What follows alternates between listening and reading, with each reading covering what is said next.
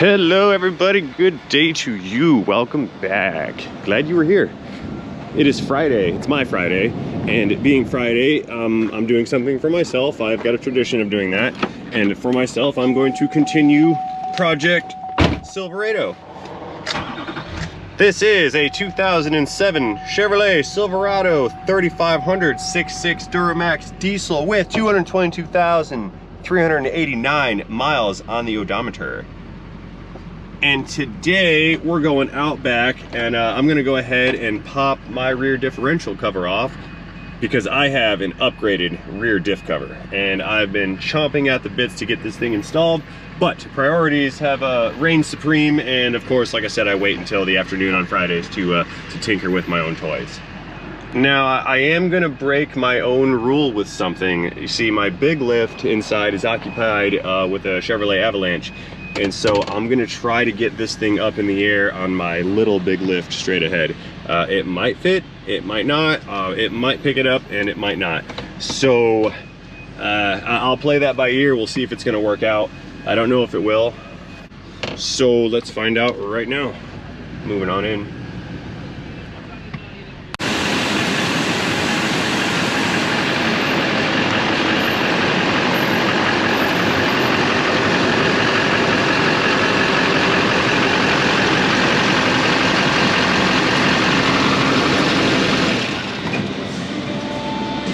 All right, so I've got this thing pulled in, and it's nosed forward pretty much as far as I can get it.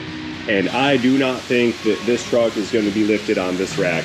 Our center of gravity is way off. I've got 60 gallons of tank in the, or 60 gallons of diesel in the tank, so we've already got some extra weight back here.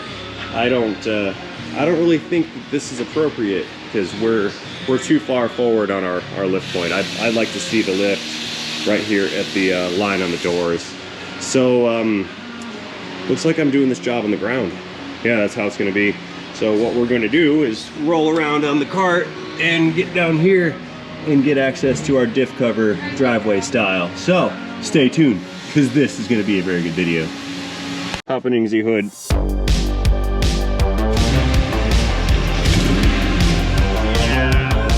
Gravity. But you know what?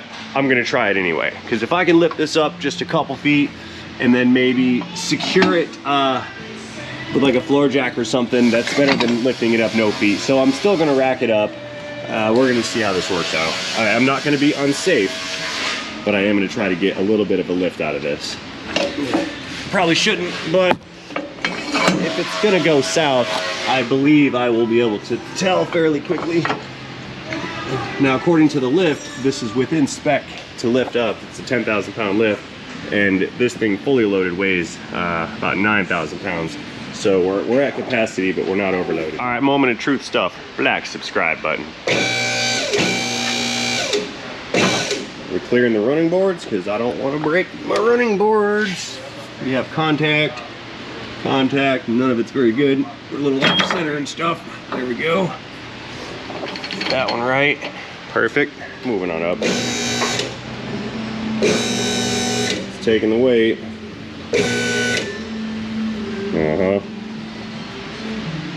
I don't even think it's going to be able to actually lift this thing. It sounded like it was bogging down a little bit. Okay.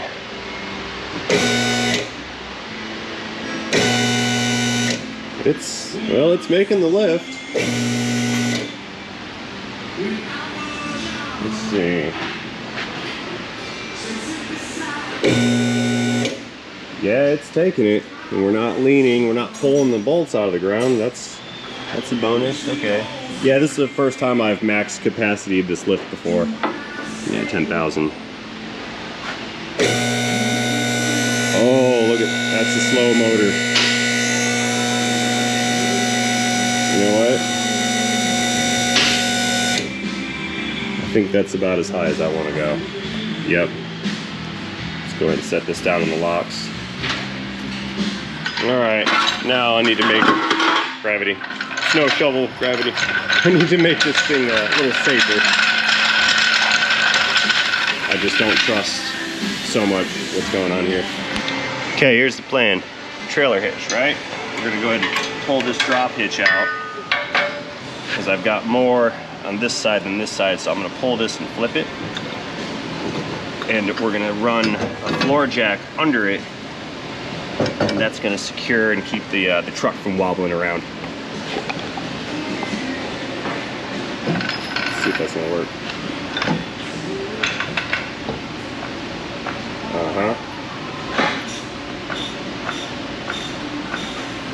Yeah, there we go. And now it's much more stable-ish. Good to go. Okie doke, so before we get into the nuts and bolts and nitty gritty, let's unpack the supplies. I've got some AMSOIL right here, because I do need to put new fluid back in that. And got that from Banks, because that's going to go with the Banks rear differential cover. I mentioned last video I did on the truck that we're going to replace that cover with one of the Banks Ram Air diff covers. And I was also planning on installing a temperature probe that runs up to the iDash setup inside. So we're going to do a few things with one project. We're going to get some AMSOIL. We're going to get a Ram Air differential cover. We're going to get to inspect the gear set inside, and we're going to run that temperature probe sensor system. There we go, words. We're going to run that, and that way I can monitor in real time what my diff temps are doing while towing, and while driving, and while off-roading, or whenever I want. It's going to monitor the thing all the time. So I consider that to be a substantial improvement, and I'm excited. So let's go head into the office, grab our cover, let's get it unboxed, take a look at it, and then we'll go ahead and pull this guy apart and get it installed. Now, I mentioned Ram Air, and I'll show you what I'm talking about. Let's put that aside for later. It's the letter from Banks Engineering. Here's our temperature probe. That's going to fit into this little hole drilled in the cover right here. Here's our cover. We've got a fill plug, another fill plug, or I think a sight glass goes there, and there might be a drain plug perhaps at the bottom. Yep, yeah, it's got a drain plug on it too. Now, the reason this is called a Ram Air cover is because when it's bolted onto the differential, as we're moving forward, it is collecting air from these little scoops down here on the left side and the right side. The fins on these scoops are going to redirect the air in an upward fashion over the fins on the back of the cover. See, while that axle is moving down the road, there's a void of airflow back here. So the factory cover and most of the aftermarket covers don't have the ability to get some airflow moving in order to generate increased cooling. And that's what the Banks differential cover has been engineered to do. Additionally, we've got some fluid directing fins on the inside that's designed to emulate the fluid flow of the factory cover and allow that fluid to spin and circulate through the differential case as it's designed to, but with an improved design. That includes the addition of these types of fins right here to direct our fluid, and these fins here to direct it outwards and upwards so it can get a good even splash on all the internals of the differential and of the gear set. With the stock cover, the lubricant has a beautiful path to follow the ring gear. With this cover, the ring gear drives the fluid into this flat surface. Oh, one other fun factor. These little ears right here for all the naysayers about ground clearance. These things do not stick down any lower than the factory differential, and there are little cutouts made, weak spots per se, in the casting of these little scoops. So if the scoop were to contact an object, you hit a rock or a board or who knows what, you hit something while off-roading, this thing is actually designed to break away off of the cover before compromising the structure of the cover itself. So you won't hit this on something and then break your cover and then dump all your fluid out.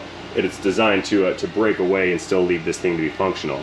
Additionally, if you were to do that, Banks Engineering offers a lifetime warranty replacement, no questions asked, on these covers. So if you buy one, you break it off, you call them up, they say, hey, that sucks that you broke it, glad it worked out for you, here's a new one, it's in the mail. So anyway, that's probably enough technical description and explanation. Let's go ahead and get to work. Let's unbox this thing. Okay, taking a look in the rest of the package here, we have already gone through the sensor and its connector. We have new hardware to install the cover. There is our sight glass plug. There's our bottom plug, and in case you don't operate one of these sensors, there's also a plug in there that can fill the hole for the sensor. We've got the gasket right here, A little bit of, what is that, thread lock? Yep. And it looks like a bracket for probably to hang on to one of the brake lines. We'll see what that's about later on. Oh, and by the way, Banks Engineering has some videos on the production and design and testing of this particular model of cover. I'm going to take a look and gather a couple of those links, and I will put them down inside of my video's description. That way, if you're looking for any additional information, it'll be readily accessible to you. Okie dokes, let's get into our fluids. What do we have here? Looks like 1, 2, 3, 4, 5 quarts. Vans oil, fully synthesized 75 140 gear oil. The good stuff for towing, terrain, and severe temperatures. All right. Not sponsored, because I'm an Amsoil dealer. All right, first things first, we're gonna need a catch pan for all that fluid and some tools to get that cover off. So we're going down below here and crawl around in the dirt, and let's get to work. Okay, so this guy's gonna come apart real easy like. Got 14 bolts running around the perimeter of the cover in the case. Start to pull these guys loose. We need to remove the brackets that hold the brake lines and the brake cables for the parking brake. We just unbolt those and move them aside. Same thing for the brake line. Ooh, I see some cracks in my brake lines because they're old. That's gonna be a future project. Nobody likes cracking brake lines. That's bad. Okay. I'm gonna take all of these loose with the exception of like 1 or 2 up at the top. That way when I break this cover loose, it doesn't just fly off, dump all the fluid in our faces. That would also be bad.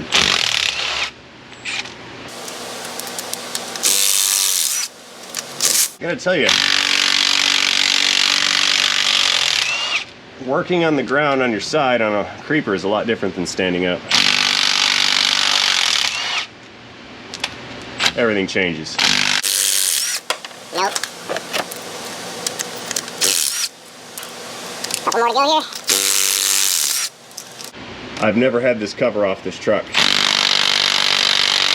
And I've owned this thing for over 100,000. So I'm curious to see what I'm gonna find back here. I hope it's all good. I'll be sad if there's some destruction, because then I'll have to upgrade my rear end. Oh no. Well, that's a good sign. Check that out. See the fluid that's coming out of this thing? It's green. Oh, see that?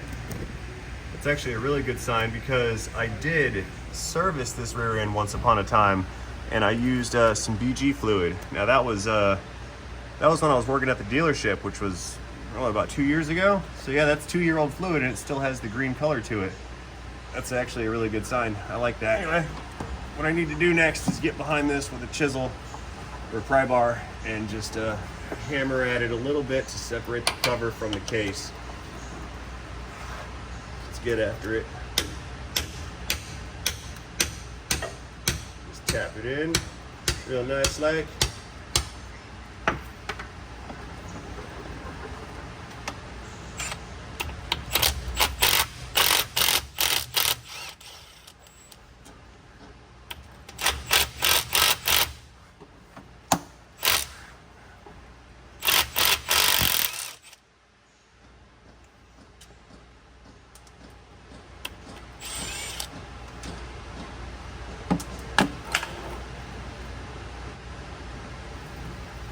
Pry it away.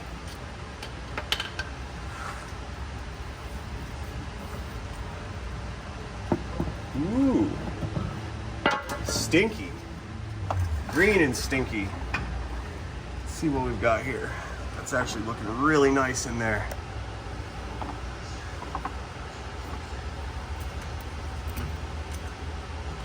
Take a look at this.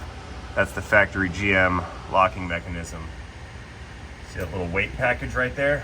There's counterweights in there on a spring, and when one wheel spins and the other doesn't, it's going to spin this little shaft with the counterweights, and as they fling out, they're going to engage this little locking tab thing right here, and that's going to swing down and it'll lock the gears into a full lock position, giving you limited slip. I don't think I can get it spinning fast enough to actuate it by hand. No, I can't do it. But that's basically the principle on how that thing works. Very clever design. Some people loved it, some people hated it. I don't mind, but we're not going in that deep today. We're just here for the cover replacement. So what we need to do next is get rid of all of our nasty sealant and gasket and whatnot, clean this up, and then we can get that new cover prepped and put into position. All right, we're going in with the grinding wheel. It's not really a grinding wheel. It's a light abrasive wheel, and we're just going to use this device to take off all this old gasket material, clean up the surface of the rear end, and then we'll wipe it down, spray it out, and it should be prepped for the new cover. Beginning with loud noises now.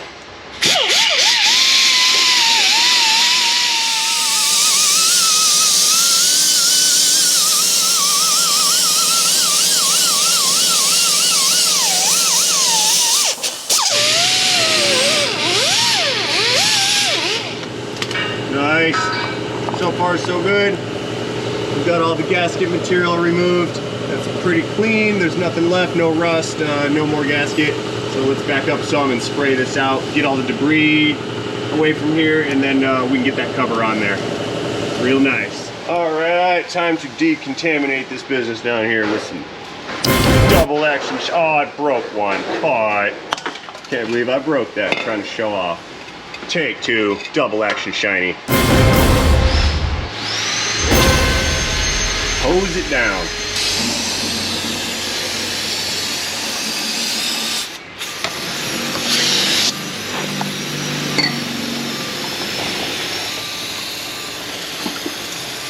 Get in there nice like. Get all that old fluid out. All the debris. Is it excessive? Sure. Is it fun? Yep. Does it work? Yep. There. Round two.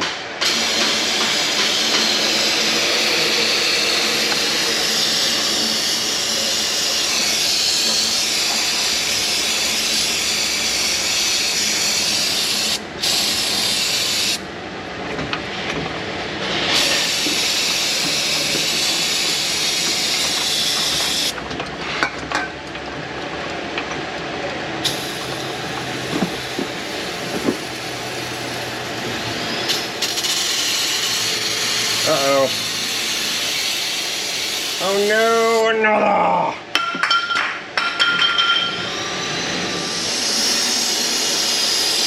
Spraying way up in the front by the pinion. That way the cleaner can wash the old fluid back and out of the bottom here. We're in the rinsing phase now.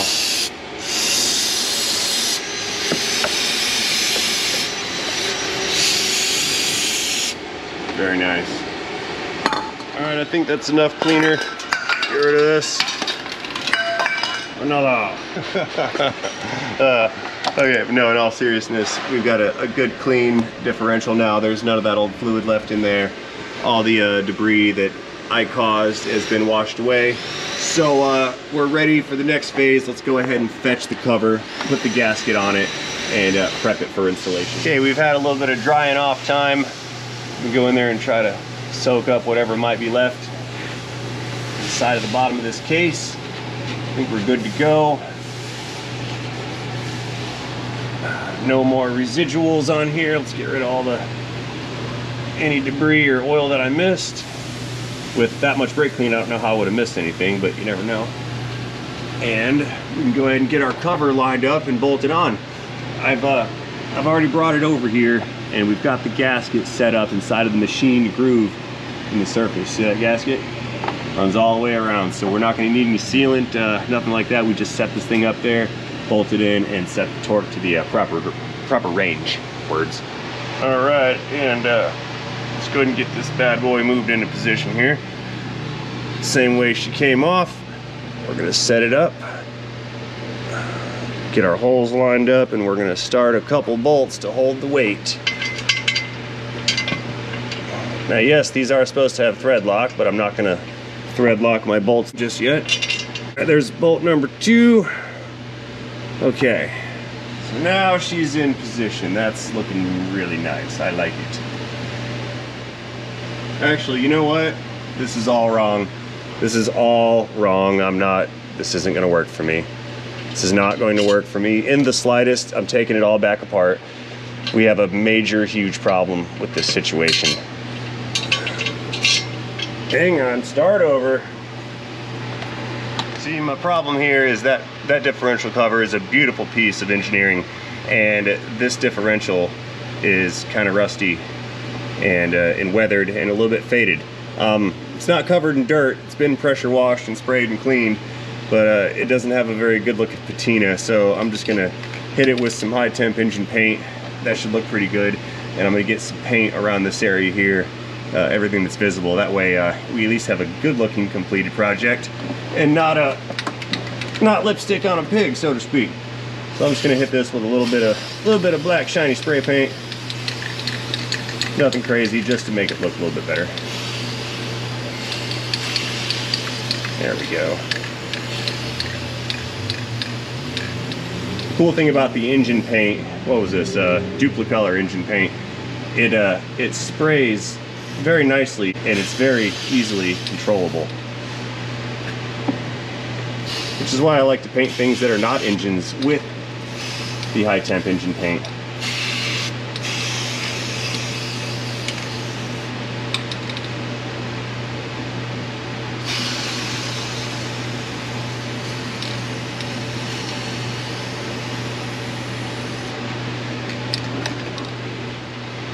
And to think I almost ruined the whole job just by not making this a little bit extra shiny. So now that paint's on there, again you can see we didn't spray paint the machine surface.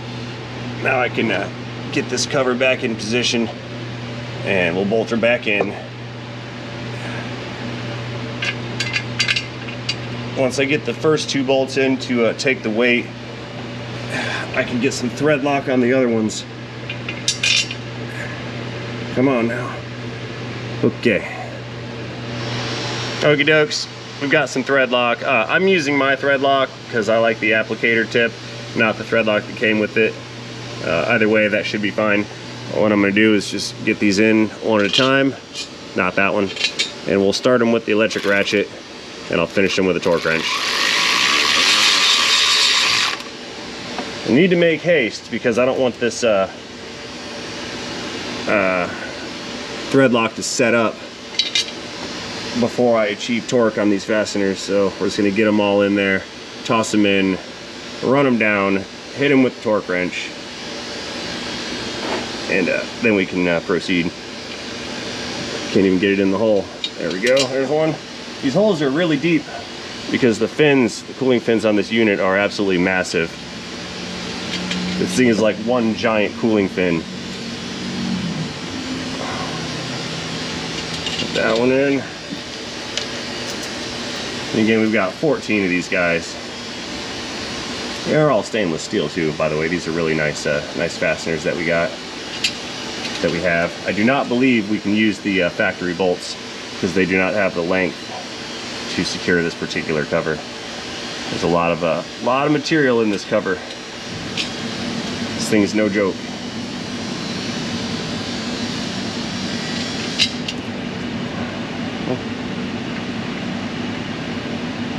Well, I've got 3 more to go.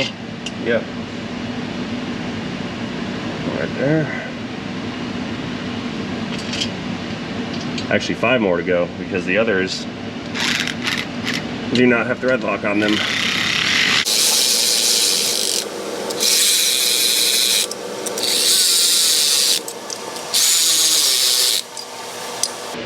Does that one have thread lock? I don't recall. Negative. It does not.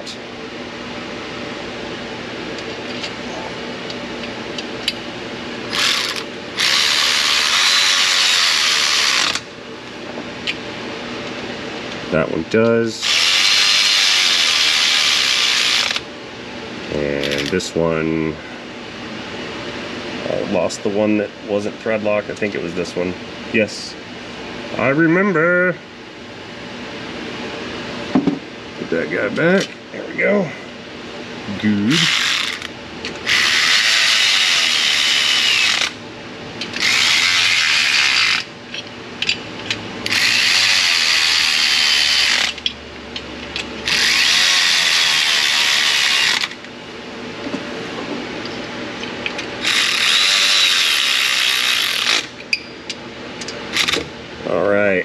secure now. Okie dokes, coming in with a torque wrench. We're gonna use actual manual clicks. Banks references these fasteners at 22 foot-pounds, and that's what we're gonna bring them up to.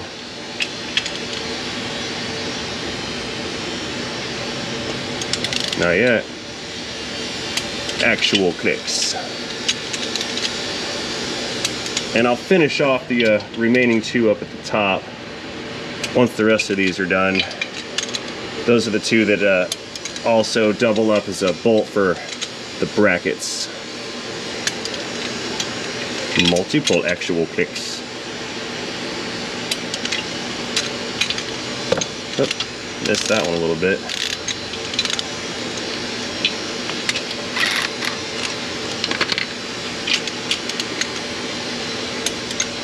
Nice. I moved around so much I've already forgotten the order I was in, but no worries. I can hit them all again. Just going around the perimeter just to make sure that they're all up to spec.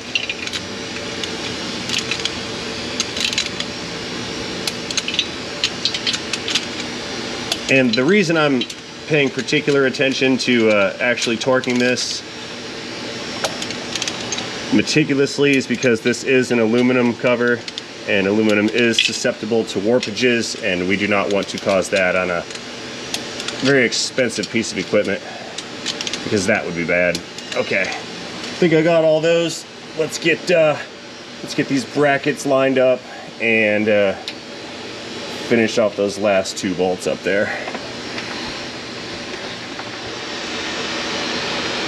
Like, one section is nearly complete, but I still have to run that wire up to the eye dash as well for the sensor. So we're not out of the woods yet.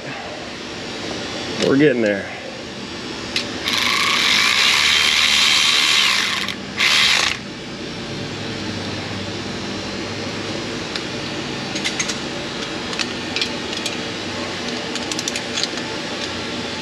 There we go. That's touching my cover. I don't like that. Undo.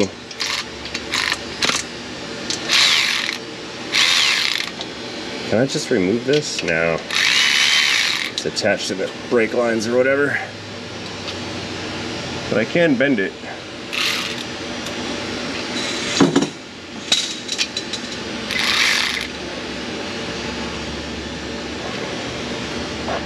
And I don't like it. This is getting removed. We're getting rid of this if I can. I'm pretty sure that that other bracket was supposed to secure this. So I'll fetch that out of the box in a moment.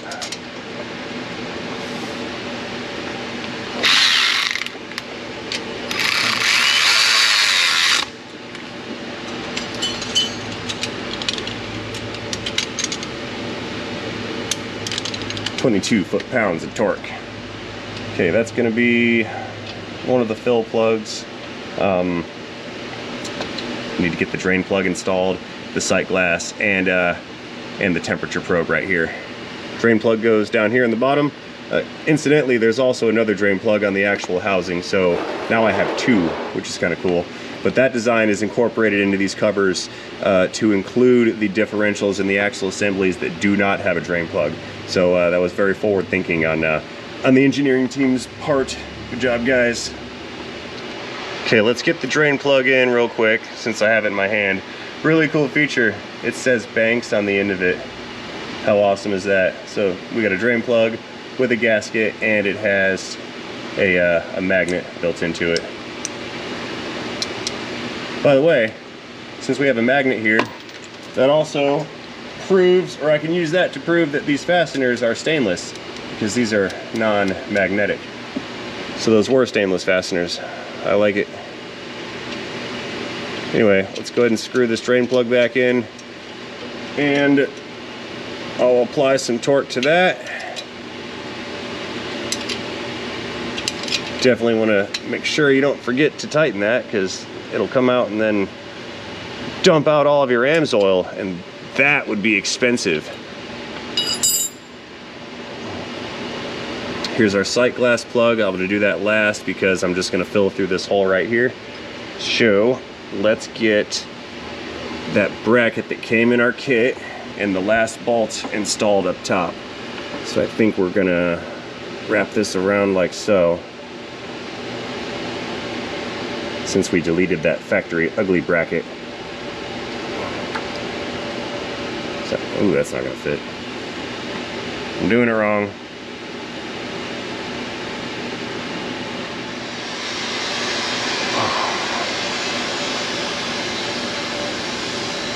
There. That's how that's gonna go. A little bit of thread lock again.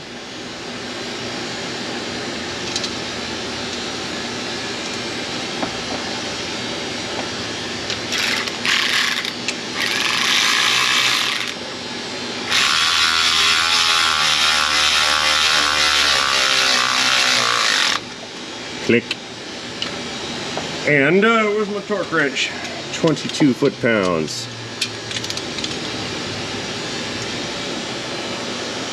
There we go. That's tight, that's secured. We have access to this plug here if we want to use that for a fill plug. Drain plug is in. Let's get the temp probe installed and then we can refill this thing with some fluid. Okay, our temperature sensor is coming in. I threw a little bit of Teflon tape on there to help it seal a little bit. Okay, so what I'm gonna do, we'll get this thing started by hand. The threads on it are very, very fine, and this is a very easy thing to damage if you don't get it right.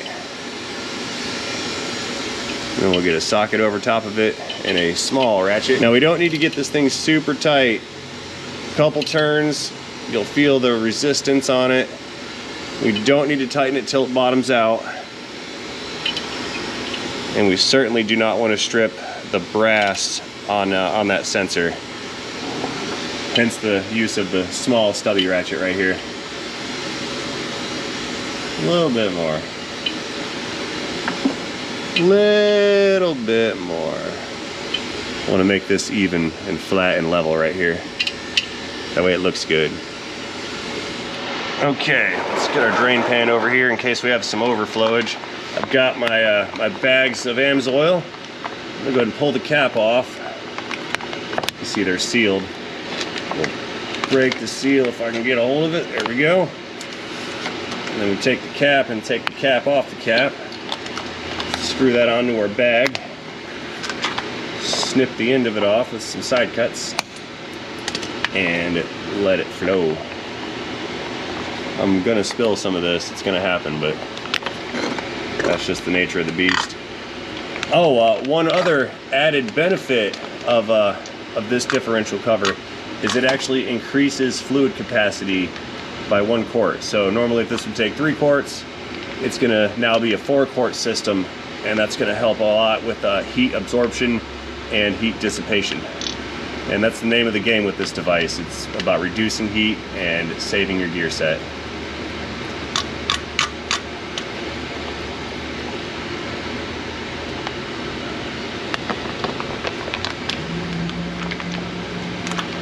You know, I tell you what, I'm gonna switch my my method here, and we're just gonna refill these through the top fill plug.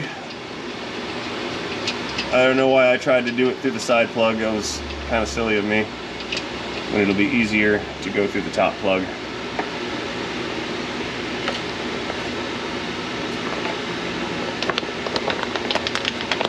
And the other cool thing about all this AMSOIL is it comes in the bag, so it's much easier to disperse your fluid. And back up top,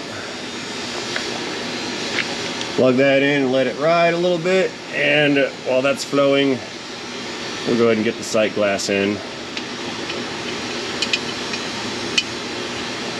Does that have any let me check this for an O-ring. Yeah, it's got an O-ring seal. See that? No sealant necessary.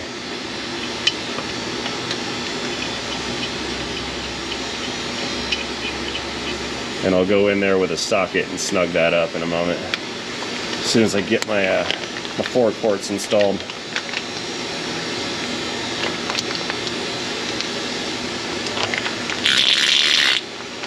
Yeah, that was a good one. All right, that's 2. Okay, bag number 4 coming in. Oh, we're spilling. Hang on. Cap was loose. That's not cool. I'm getting lube all over my rear end.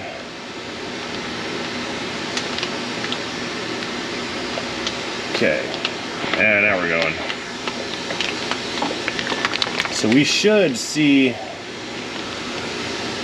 that sight glass start to show us some fluid anytime now, because it's nearly full.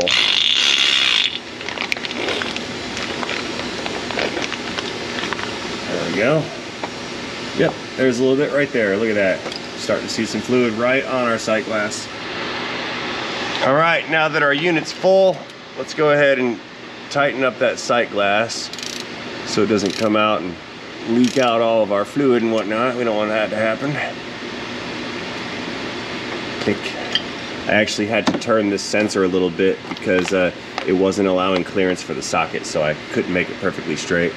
And up top, we've got our fill plug with a magnet. Let's go ahead, get that guy installed, and we'll tighten that down. Then I just need to run the wire up front to the 4-channel analog module. That's the sensor module that allows all the sensors to connect to the iDash. I just need to run the wire and the connector up front, and this thing will give me real-time differential temperatures. And we need to get on that because it's time for me to go home, and I'm not going anywhere until I know how hot my rear end is. Click. Beautiful. All right, let's get out of here and get that wire run up front, and we'll get this the sensor connected. Actually, hang on a minute. I changed my mind. We're gonna do this back to front first. So I'm gonna connect the pigtail that goes to the sensor. Okay. And I've got 2 extension cords. These also came from Banks, and these are gonna run this sensor up front to the module. So I'll plug this guy in next. And what we'll do is I'll run this up like so, and we're gonna zip tie it on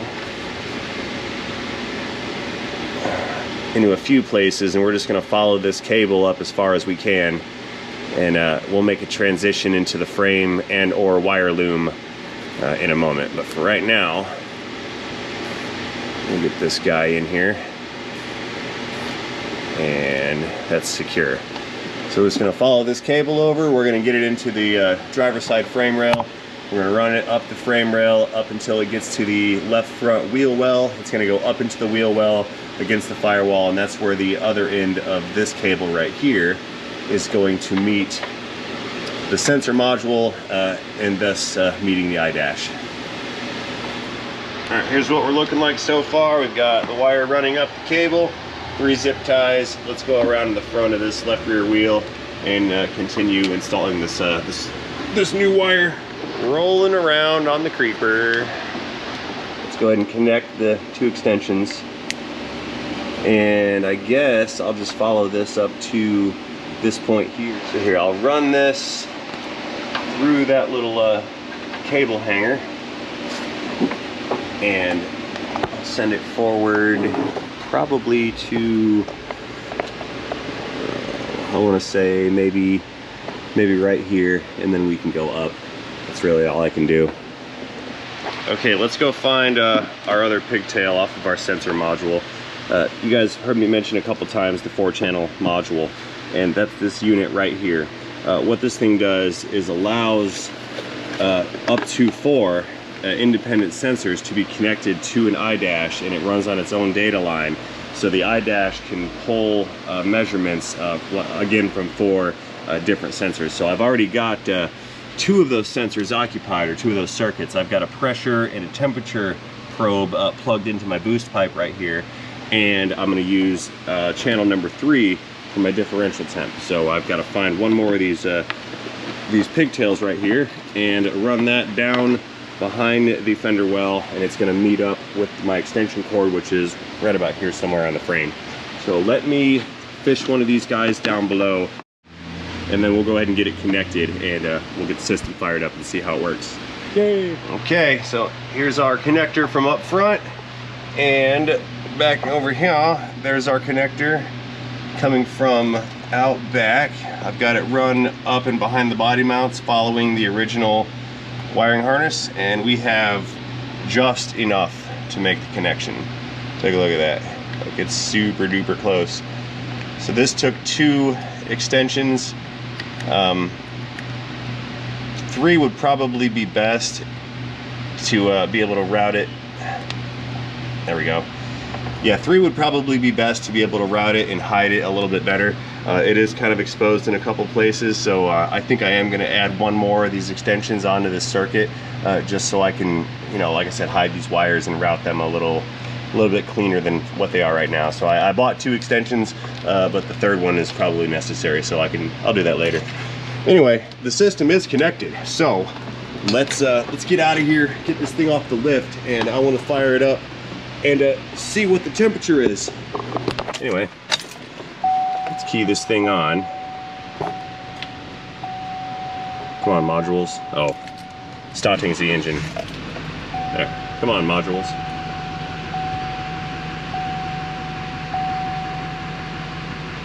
Okay, so what we've got here, we've got charge air temperature on channel 1, charge air pressure on channel 2, and that's manifold temperature on, that's actually coming from the factory ECM, and that's engine cooling temp. So what I'm gonna do is I'm just gonna go in and we're gonna change engine cooling temp.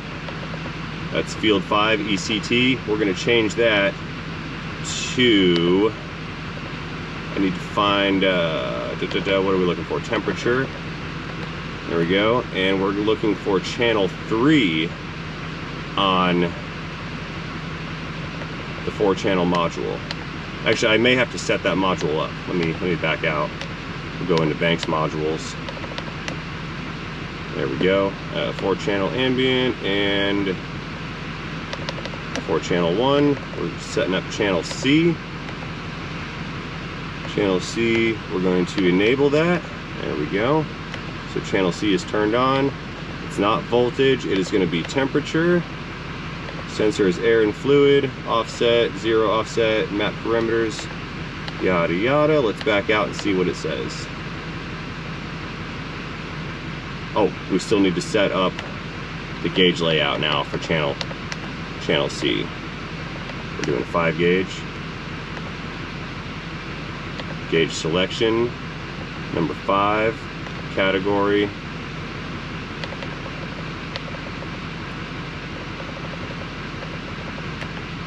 Approved. 4-channel module, that's what's up. There we go. Channel C. And field 5 should be channel C in degrees Fahrenheit. So let us backing out the auto. Beep, beep, beep. Backup alarm. Hey, how about that? We've gone what, a quarter mile, and we've already seen an increase in temperature just from fluid work. That's pretty cool. Accurate, says I. Let's see if it changes on the fly while we're accelerating. That's what I meant by putting work into the fluid. Sloshing it around, putting some friction on the gears, and it looks like it does come up. Look at that, we're up to 83 degrees now, and we've only traveled, what do we got, 1.1 miles, 1.2 miles, something like that. So the temp probe works. I know that the cover does work in reducing differential temperatures. Now that's something we wouldn't really see an effect on unless we're like at highway speed or if I'm towing a heavy load. Just riding around bobtail in the cool of the night isn't really going to give me that much of a benefit with that cover. But when I've got something in tow, look at that. Yep, she dropped too. That's really cool. I guess it does work. It went back up. All right. Well, cool beans. The system works, it functions, everything's doing what I want it to do. Got the awesome cover in place. That's gonna keep my rear end nice and cool on those hot days. In case it doesn't, I know how hot it's gonna be, so I can tow with a little bit more confidence in nearly any environment. And that makes me happy because, well, my truck's happy. And when my truck's happy, I'm happy. Anyway, guys, I'm on the road. We're about to pick up some speed, so I'm gonna go ahead and close this video out right now. And as always, I will do that by thanking each and every one of you for watching this video. Hope you enjoyed this video. If you did enjoy this video, please feel free to let me know about that in the comment section down below. Don't forget to tap that like button while you're down there. And most importantly, don't forget to have yourselves a great day. See you guys later. Into Bank Chevrolet transmission. Actually, I'm not kidding. There might be an end to my transmission because it did this weird slam into third gear thing today and made me a little concerned. So it's something else I'm going to be keeping an eye on in the future.